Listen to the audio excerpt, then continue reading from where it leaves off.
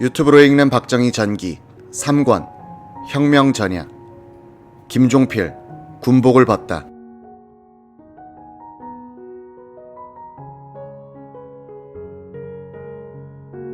현석호 국방장관은 1961년 2월 초 장도영 2군 사령관을 불렀다.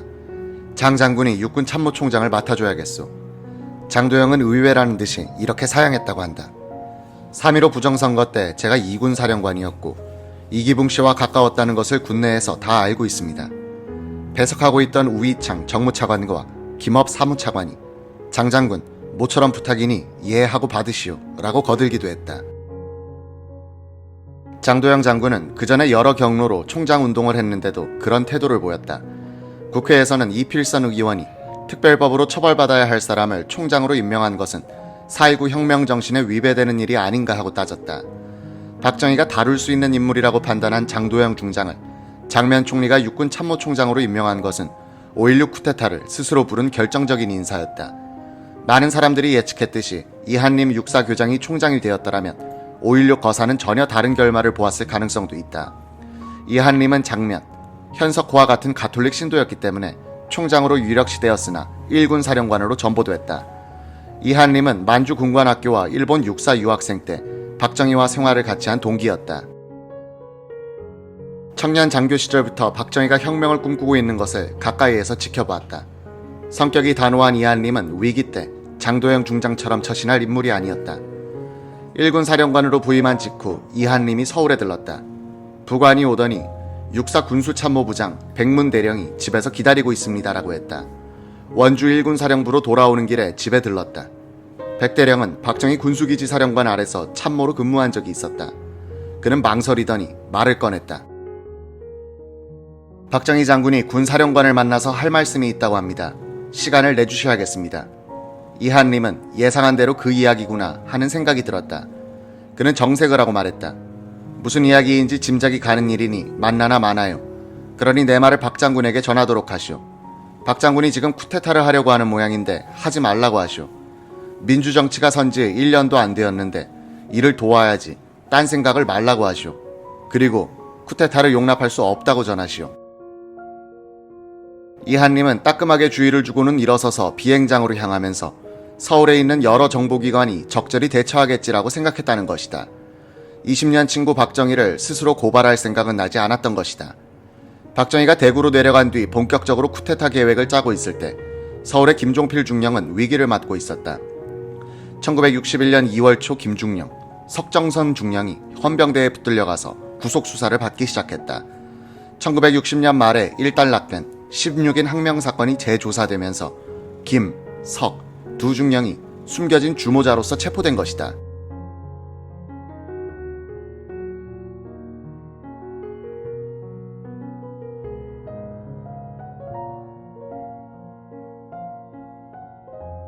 이 재조사가 이루어진 것은 16인 사건의 표면상 지휘자인 647기생 김동복 대령이 파면된 뒤 우리의 배후엔 박정희, 김종필이 있다는 요지의 폭로 문건을 군 당국뿐 아니라 총리실에까지 돌렸기 때문이었다. 김동복 대령은 육본 전사감실 전사과장이었다. 그의 보좌관은 김영욱 중령. 배짱이 두둑하고 말솜씨가 좋은 김 대령의 방은 4.19 이후에는 불평분자들의 집합소가 됐다. 이른바 항명장교 16인 가운데 한 사람이었던 한주홍 대령은 육본 작전참모부 기획예산과장이었다. 매일 수십 명의 영관급 장교들이 김동복 대령방을 들락날락하면서 불평을 터뜨리고 있었습니다. 특히 김종필 중령은 하루도 빠짐없이 이곳에 나타났습니다. 데모로 날이 새고 날이 지는 시국과 부패하고 무능한 군 상충부를 비난하다가 그러면 어떻게 하지? 라는 화두로 발전합니다. 강경파는 뒤집어버리자는 말을 하고 온건파는 그게 쉽게 되나라고 반박합니다. 장면 총리가 감군 방침을 발표한 뒤로는 영관급 장교들의 불만과 불안은 더욱 높아갔습니다. 감군이 되면 군대를 떠나야 할 사람들 가운데는 육사 5기에서 8기 출신의 고참 영관들이 많았다. 특히 육사 8기 출신 장교들은 6.25는 우리가 소모품 소대장, 중대장이 되어 지켜낸 전쟁인데 전쟁이 끝난 뒤에는 8년이나 중령계급장을 달게 해놓고 이제 와서 집에 가라니 이런 대우를 할 수 있나 하는 울분으로 부글부글 끓고 있었다.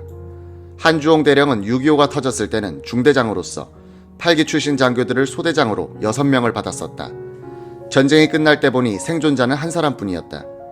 민주당 정부가 출범했을 때 6번에만 해도 감군 대상자로 꼽힌 영구한 장교가 100명을 넘었다고 한다. 김동복 대령은 1960년 9월 24일 오전 6번의 영관급 장교들 수십 명을 이끌고 연참 총장 최영희 중장을 찾아갔다. 출발할 때는 10여 대이던 지프가 도착해보니 5대로 줄어 있었다. 한주홍 대령은 김종필, 석정선, 김영옥 중령을 불러서 너희들은 빠지는 게 좋겠다. 너희들까지 구속되면 누가 뒷일을 책임지겠나 하고 타일러 6번으로 돌려보냈다고 한다. 김동복 대령은 최영희 중장에게 용태와 정군의 필요성을 건의했다. 최영희 장군은 이들 장교를 잘 타일러서 보냈다고 생각했는데 다음날 이 사실이 신문에 났다. 헌병대가 수사에 착수해 16명 장교들을 모두 중앙징계위원회에 넘겼다. 최영희 장군도 증인으로 나와서 선처를 요청한 때문에 김동복 대령 등 3명만 정직 3개월과 감봉 처분을 받고 나머지 장교들은 근신 처분을 받았다. 16인 장교들은 일은 똑같이 했는데 왜 처분이 이렇게 다른가 하며 또 시비를 걸어서 불복, 모두 군법회의에 넘어가기를 자원했다. 16인 중에는 법률에 밝은 이석재 중령 같은 장교들이 있어 공판 중에 재판부 기피 신청 등 끈질긴 법정 투쟁을 벌였다. 요사이 기준으로는 운동권 같은 집단 행동이었는데 재판부는 김동복 대령을 제외한 전원에게 무죄를 선고했다. 김동복은 불경죄로 파면 및 1년간의 집행유예 처분을 받았다. 김동복은 군복을 벗은 뒤 혼자서만 억울하게 당한다고 생각했는지 아니면 동료들이 자신을 섭섭하게 대한다고 생각했는지 김종필과 석정선을 물고 들어가는 폭로를 하고 나온 것이다. 그 결과 김종필과 석정선은 헌병대 감방에 갇혔다. 마루틈으로 찬바람이 새어들어와 모포를 4장이나 포개놓고 잤다. 헌병대에서는 그들을 잡아넣어 두고는 조사도 하지 않고 나를 보냈다. 그러던 중 헌병감 조흥만 준장이 김종필을 찾아왔다.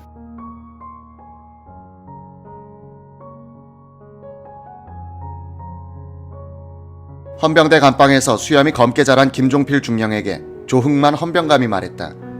자네 자진해서 사표를 내줘야겠어. 못 냅니다. 군법회의에 넘기십시오. 법정에서 남길 말을 다 하고 나가겠습니다. 국민들에게 호소하고 싶은 것이 많으니 다 털어놓겠습니다. 지금까지 자네들이 저지른 일들은 다 군을 사랑해서 한 것이라고 이해를 하네. 그래서 많은 선배 장군들이 군복을 벗고 나간 것이 아닌가. 이제는 전군 문제 같은 것은 총장님에게 맡기고 군대가 조용해져야 돼. 그러니 자네가 나가줘야겠어. 그러면 이 사건도 불문에 붙이겠어. 그래도 못 냅니다. 그러면 박정희 장군이 편치 못하게 되네. 자네들이 박 장군을 업고 혁명한다면서. 한번 알아보십시오. 제가 지금 여기 들어 앉아 있는 것도 모르시고 있습니다. 내가 부하들을 다 동원하여 뒤지면 얼마든지 박정희 장군을 집어넣을 수 있어. 자네가 정말로 박 장군을 존경한다면 조용히 군복 벗고 나가. 자네만 나가면 박 장군 문제도 덮어두겠어. 김종필은 생각해볼 시간을 달라고 했다. 한 40분 생각해보다가 그는 사표를 쓰는 길을 선택했다. 1961년 2월 15일 김종필과 석정선 중령은 잦은 예편 형식으로 13년간 입었던 군복을 벗었다. 김종필이 감방에서 풀려나 집에 가니 동기생들이 와 있었다. 그들에게 김종필은 이제는 시간이 많을 테니 좀 뛰어다녀 보겠어 라고 했다. 닷새 뒤인 2월 20일 김종필은 형 김종락에게는 삼촌한테 가서 용돈이나 뜯어와야겠다고 말한 뒤 대구로 내려갔다. 조카 사위로부터 저간의 사정을 전해들은 박정희는 깜짝 놀랐다. 이거 안 되겠군. 이래가지고는 안 돼. 나도 결심을 할 때가 된 거야. 그동안 그날이 멀지 않았다고 보고 나대로 준비는 해왔어. 서울 사정은 어떤가? 서울 주변에 있는 예비사단을 동원할 정도는 되어 있습니다. 나도 전방에 2개 사단 정도는 동원할 수 있도록 해놨어. 조용히 본격적으로 추진하자. 김종필 전 총리는 자신의 예편이 5.16 준비를 본격화시켰다고 말한다. 군복을 벗으니 홀가분한 마음에서 거사 준비에 집중할 수 있었다는 것이다. 그는 그전에는 구상 단계였고 사실상의 준비는 내가 군복을 벗고 뛴 석 달 동안에 이루어진 것이다 라고 말했다. 5.16은 나의 작품이란 자의식이 강한 김종필의 이런 시각에 대해 박정희 측근에서는 5.16 때 서울로 들어온 해병대, 공수단, 육군단 포병단, 5사단 병력은 모두 박정희 장군이 직접 포섭한 부대였다면서 박정희의 충실한 작전 참모로서의 김종필로 봐야 한다는 주장을 한다. 박정희가 말한 동원 가능한 전방 2개 사단 중 하나는 최명신 준장이 사단장으로 있던 5사단이었다. 최 준장은 박정희가 육사 중대장일 때 생도였고 1군 참모장일 때는 그 밑에서 작전 참모로 있었다. 개혁에는 의기투합하는 사이였다. 최명신은 5사단장으로 부임해 사이비 기자들의 등살을 시달리면서 시대의 모순에 울분이 쌓여가고 있었다. 당시 영외 거주를 하는 장교들과 하사관들은 땔감을 사는데도 많은 부담을 느끼고 있었다. 최명신 사단장은 일요일에는 전 장교, 하사관들을 부부 동반으로 집합시켜서는 도시락을 싸들고 산으로 땔감을 찾으러 갔다. 꼭 소풍 가는 기분이었다. 이것이 기자들에 의해서 사단장 이하 장교들이 군용 트럭을 이용해 나무를 해서 팔아먹는다로 왜곡되는 바람에 상부에서 나온 감찰반의 조사를 받기도 했다.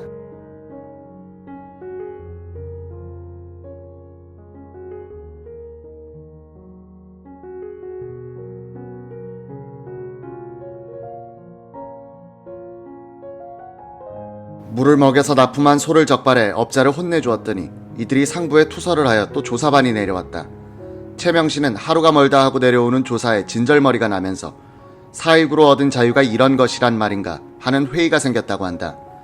이런 최명신은 박정희가 대구에서 서울로 올라오면 육본의 장경순 준장, 청주 37사단장 김준희 준장과 함께 자주 만나 울분을 터뜨리기도 했다. 이거 무슨 조치가 있어야지 이러다간 빨갱이한테 먹히는 게 아닌가 몰라. 이런 걱정을 함께 나누던 박정희 소장은 1961년 새해에 들어서면서는 대구에서 경비행기를 타고 직접 5사단을 찾아오곤 했다. 사단 비행장에서 만나 잠시 잡담을 하다가 돌아가곤 했다. 이대로 앉아서 빨갱이들한테 당할 수는 없소. 그렇지 않소, 최 장군. 어느새 두 사람의 대화 중에는 쿠데타라는 말이 섞이기 시작했다.